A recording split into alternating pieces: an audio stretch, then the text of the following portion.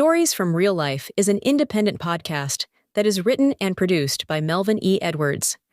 You can get details about each episode or contribute to the future success of this show by visiting the website at www.podcastreallife.com. On today's edition of Stories from Real Life with Melvin E. Edwards, our guest today is Deborah Heiser, Ph.D., an applied developmental psychologist, a TEDx speaker, consultant, author, and founder of the Mentor Project, and an adjunct professor in the psychology department at State University of New York Old Westbury. Deborah has additionally authored peer-reviewed articles, is co-editor of Spiritual Assessment and Intervention with Older Adults, and a frequent expert guest for syndicated and local talk radio shows, international and local podcasts, and print and online media outlets. Let's join today's guest, Dr. Deborah Heiser, and your host, Melvin E. Edwards. You are listening to Stories from Real Life, a podcast by engaging storytellers for engaged story listeners. Here's your host, author and journalist, Melvin E. Edwards.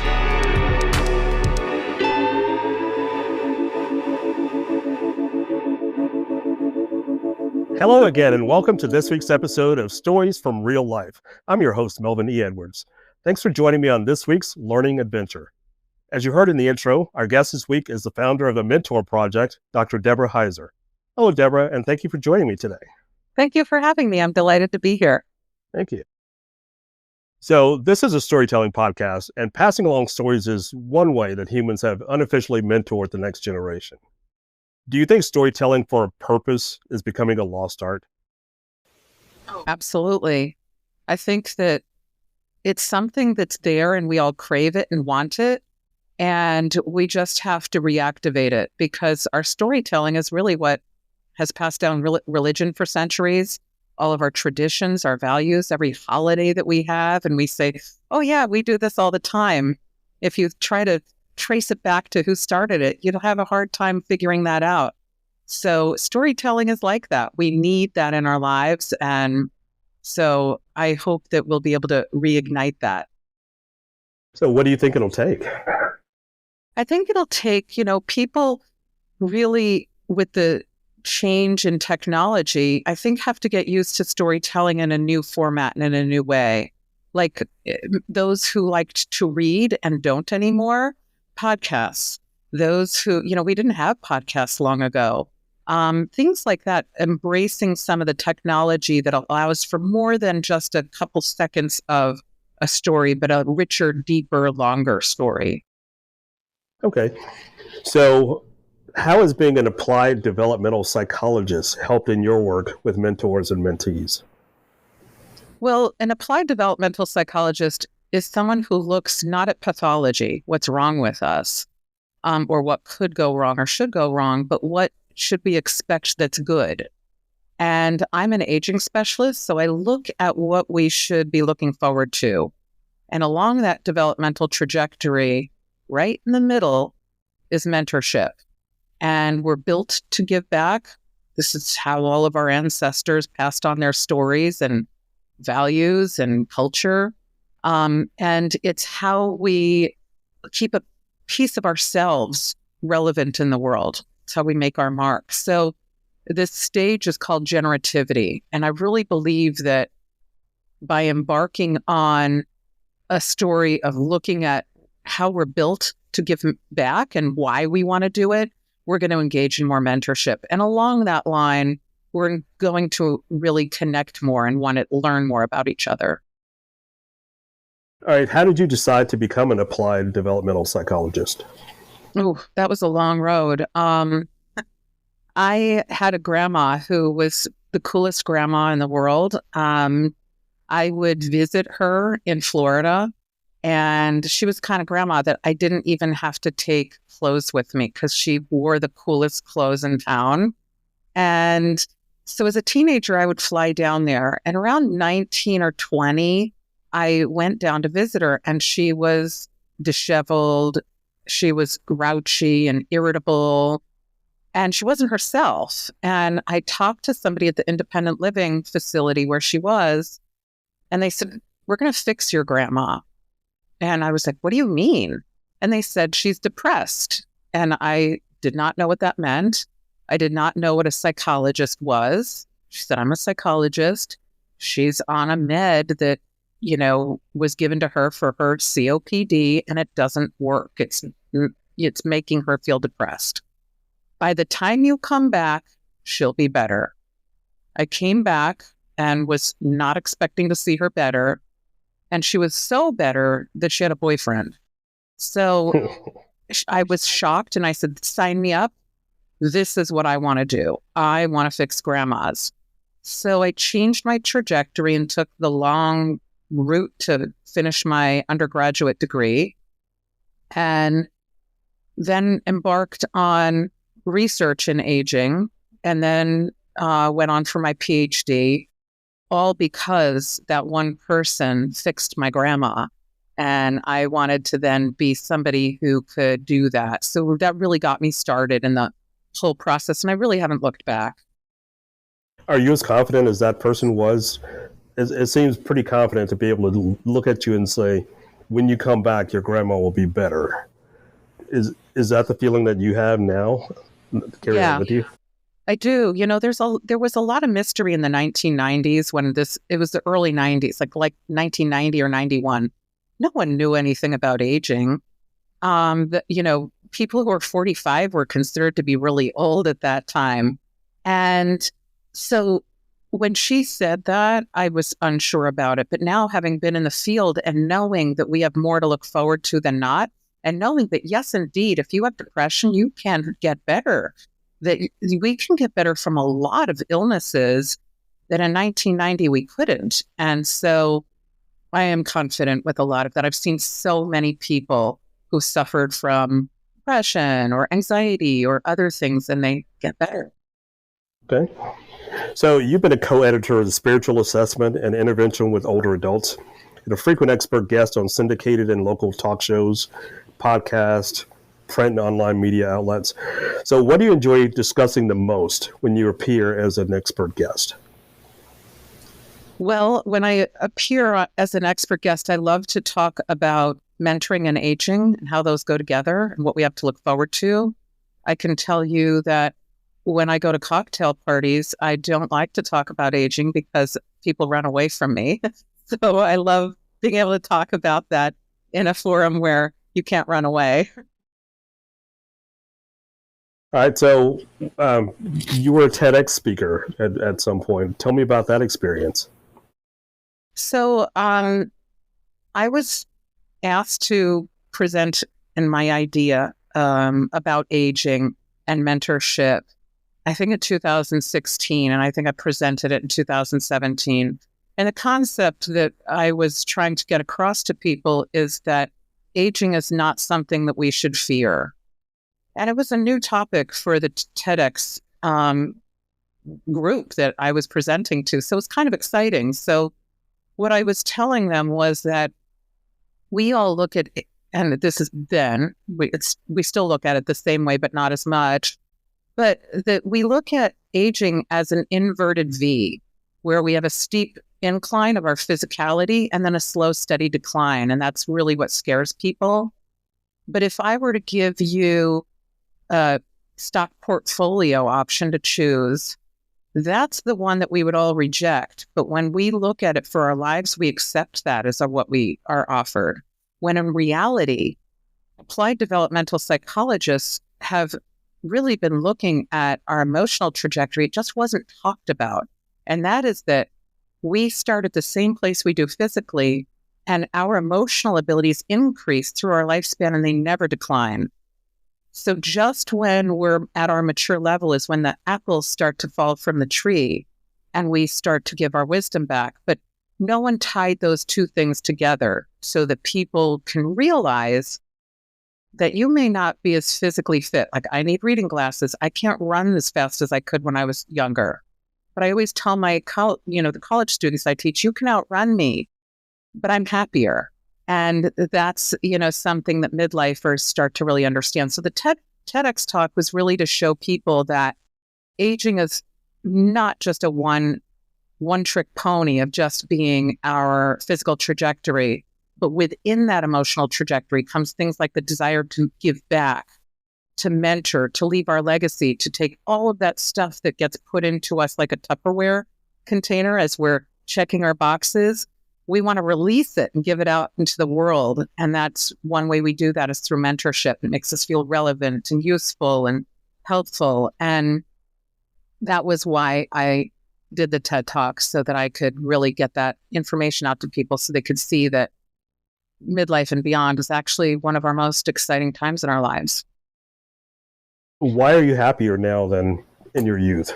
What's different now about being at this stage of your life? I know who I am, and I know what I'm good at, and I can avoid the things that I'm bad at. So I get this richness in my life. I have children who I like, and I have friends who I have, I've sort of sloughed off all of the meaningless connections that I had, and I've stuck with a smaller, tighter group of meaningful connections. So I've made a world for myself, which is what we all do, that is surrounding ourselves with what we're good at, what we like, and who we like. And so that's why I'm happier now, and that's why I expect to continue to remain happy. Okay, and one of the projects you've done that you do is the Mentor Project. And you brought top experts in STEAM, which is science, technology, engineering, art, and mathematics, business, law, all the way to astronauts and astrophysicists, to IP lawyers and the 2020 Inventor of the Year, to mentor kids from around the world, and they do all this for free. How did you get them all involved in this project?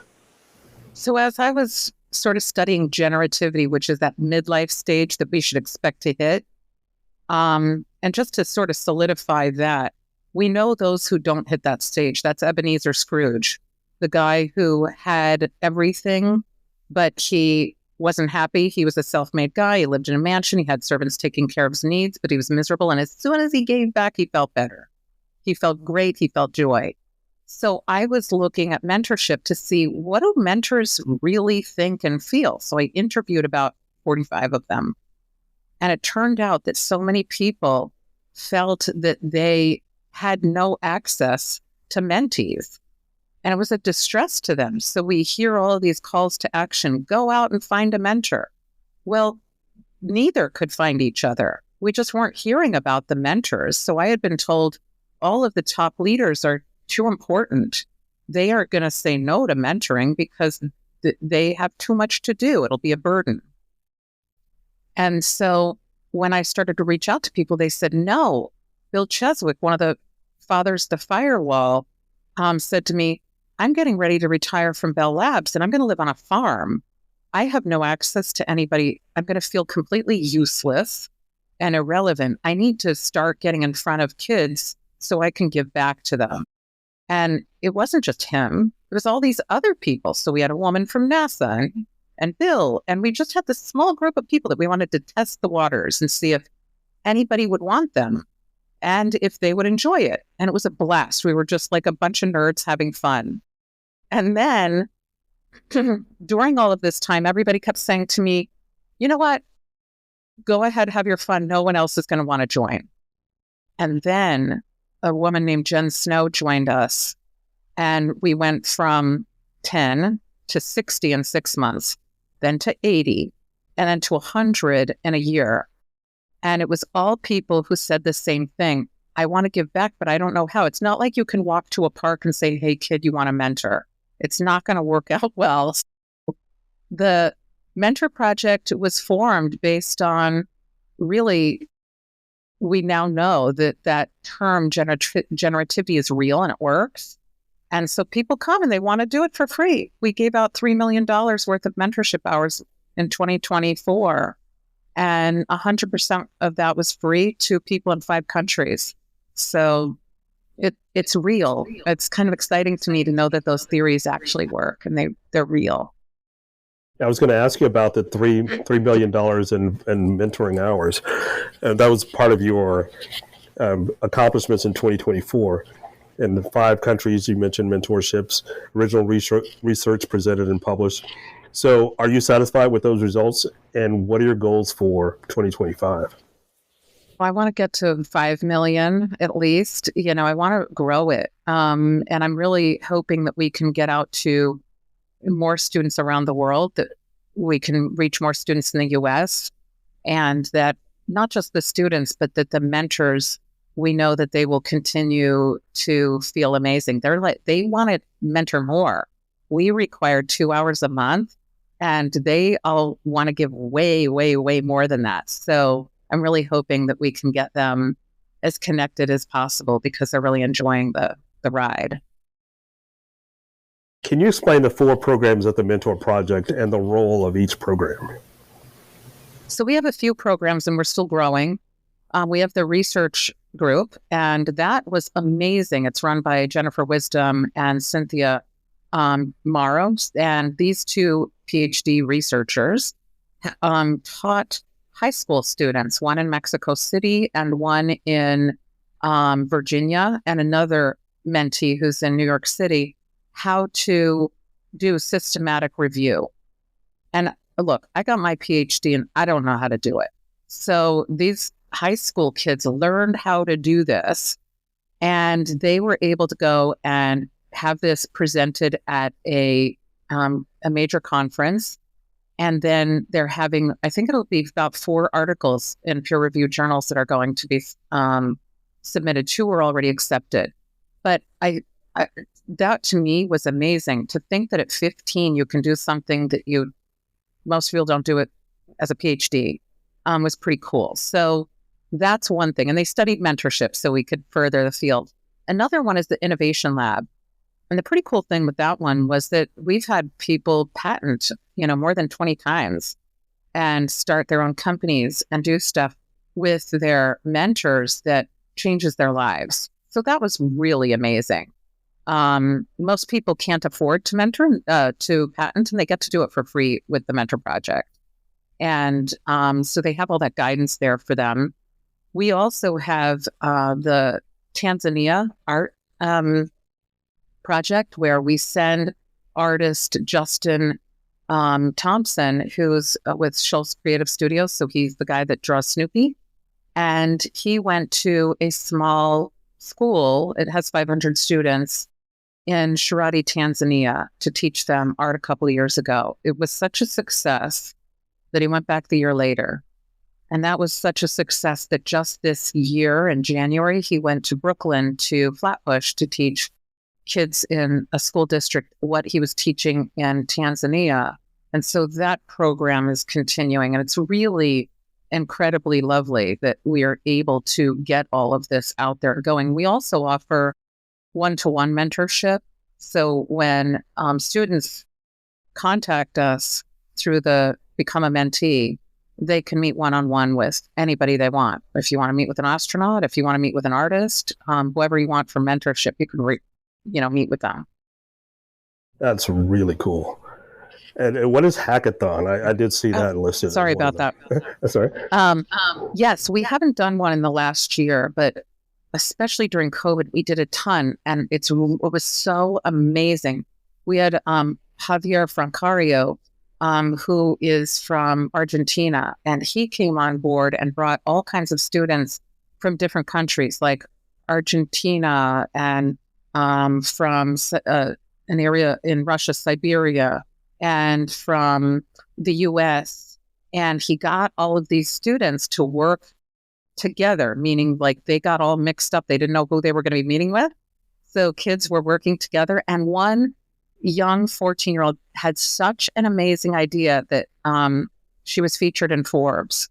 And, because she had some really cool cybersecurity idea. And the amazing thing was she was with a bunch of older guys, and here she was like sitting on her bed, and she put her ideas out there and everyone went behind her. And it was just unbelievable to see how far she went with that hackathon idea. So tons of ideas came from people that were unexpected. These were liberal arts students. They were doing a STEM project, and, to see people go out of their comfort zone to do new things.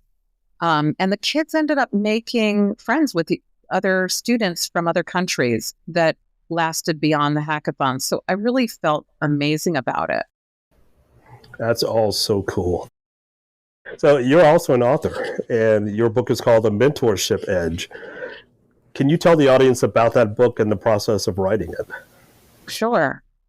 I wanted to write it in 2015, but nobody was really that interested in mentorship at that point. It took quite a while to really garner the interest. And what I found was that a lot of people hijacked the term mentorship and mentor, and it's used so loosely that I finally realized I have to write this book and get it out there. So I was contacted by a publisher, and I said, okay, I'll do it.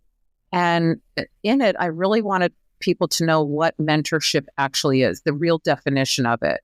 Because some people, like, they walk their dog and they'll say, yeah, I'm mentoring my dog. It's really that loosely used. And to be able to define it, say what it is, what it isn't, and to introduce something that most people don't really understand, and that is that we are literally all mentoring all the time.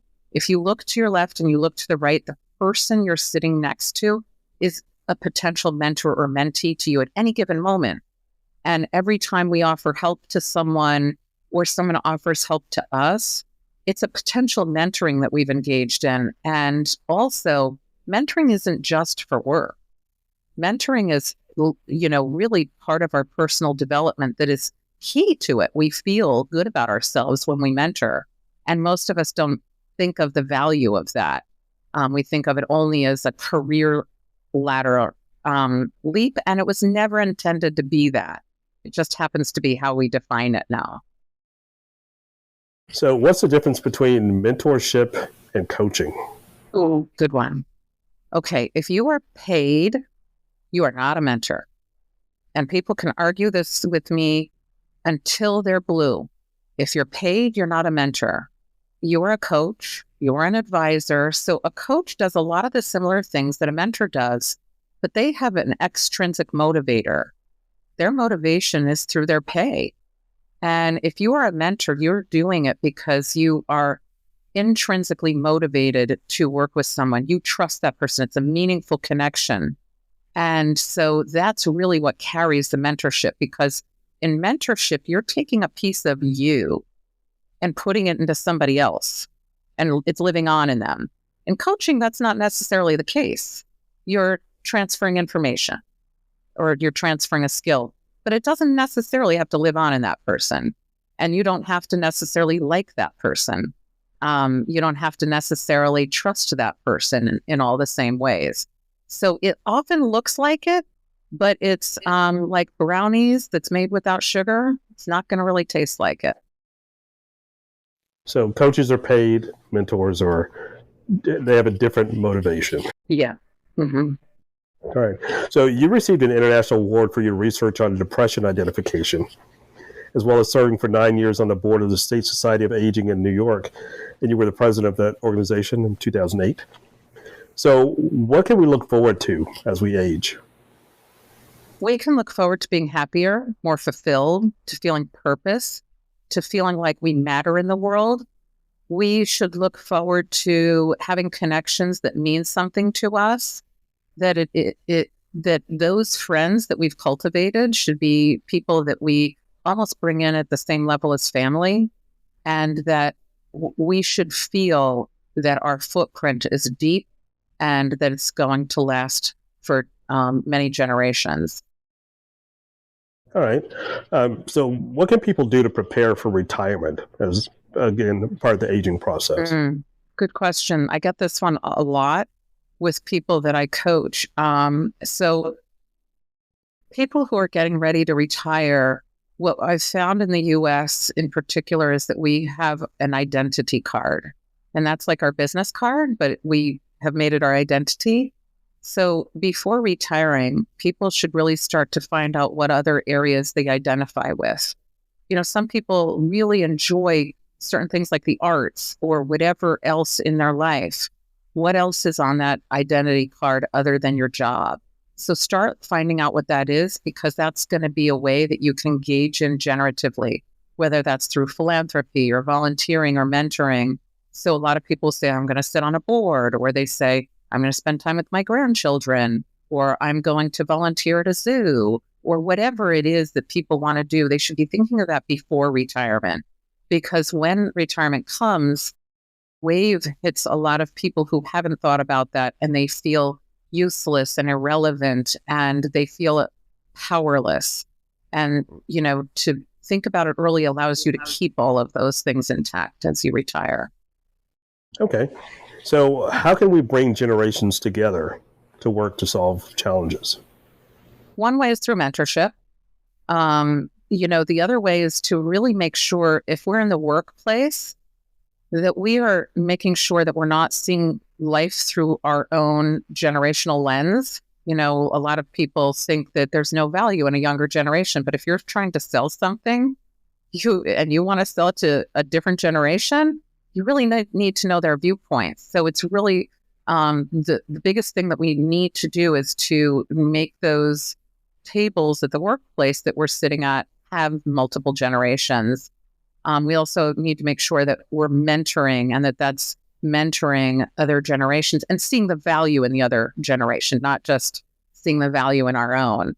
And the other thing is to really understand the generational wisdom that comes from our families. So multi-generations and families are often, disregarded as so important.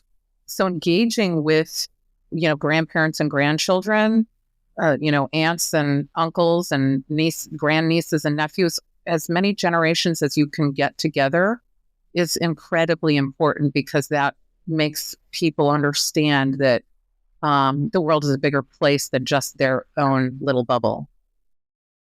All right. And who are the mentees that you work with?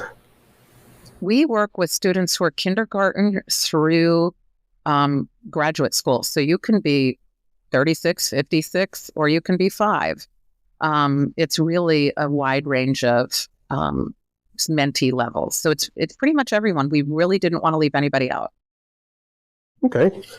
That sounds like everybody. So what are lateral mentorships and hierarchical mentorships? Hierarchical mentorship is the traditional. This is the word that most people think of when they hear a mentor. If you say mentor, most people think of work, and they think I'm looking 2 levels up and that person is going to pull me up and open some doors for me. And if I'm the mentee, I'm wanting that because I just want to get up the ladder. And if I'm a mentor, that's the nameless, faceless individual that everybody's looking for that most people think is a burden to reach out to. That's hierarchical mentoring. Lateral mentoring is everyone everywhere around us. And this is the most explosive kind of mentorship. Our tech revolution happened because of lateral mentoring. If you are an entrepreneur, you only can rely on lateral mentoring. There's no boss above you if you're forming your own company. And that's the same with anything tech. So anytime you think of something that was an innovation, that's usually the result of lateral mentoring. Anytime you've tried to solve a problem and you utilized a friend or someone in your network, that's lateral mentoring. The founding of the United States was based on lateral mentoring. All of those individuals were experts in different areas, and they came together as lateral mentors. There was no boss at the time that led that. So that's the difference between the two. And I can guarantee you that if you engage in lateral mentoring, you will see likely more success, even hierarchically, than just if you engage in hierarchical. Okay. How can an average person connect in their community by becoming a mentor? So many ways. Look, if you are involved in a religious institution, that is the perfect place. Then you can meet other people and look around, and if somebody is, you see somebody in need of your expertise, you go help them. You say, hey, I'd like to mentor you. You don't have to say it in that way. You can say, I'd like to help you. And vice versa. It's the Rotary. There's a Rotary everywhere. It's all of those clubs and organizations that are in your community. It's any kind of a formal or informal organization. So it can be through sports. It can be through Scouts. If you're an adult, any of the Lions clubs, Rotary, any of those. So there's a lot of different ways that you can get involved in mentorship. And it often feels good to do it in a group environment, but you can also just do it all on your own. You can be, your own cowboy going out and just mentoring all on your own if you want. The Lone Ranger. Yeah, the lone mentor. Okay, final question of the day. This one's much more personal to you. So what are one or two things that you personally want to pass down to the next generation? I want to pass down to my kids in particular that they have a lot to look forward to, and they can't do anything without connections, meaning, and not connections the way that people think of it, like I better have a thick Rolodex to help me out, but connections where you care about somebody and they care about you. And so that is really what I'd like to pass on. If I were to have a stage to be able to talk like I am with you and to others continuously, to say connections are our biggest asset, that's what I'd like to pass down to others, that you need to be connected and that you need to be putting a bit of yourself out into the world. Okay, that sounds like a good legacy to leave behind and a good way to wrap up this episode. So our guest today has been applied developmental psychologist, Dr. Deborah Heiser. Deborah, thank you so much for being here today with me and sharing your knowledge with my audience. Thank you for having me. I appreciate you and everything you're doing. Thank you.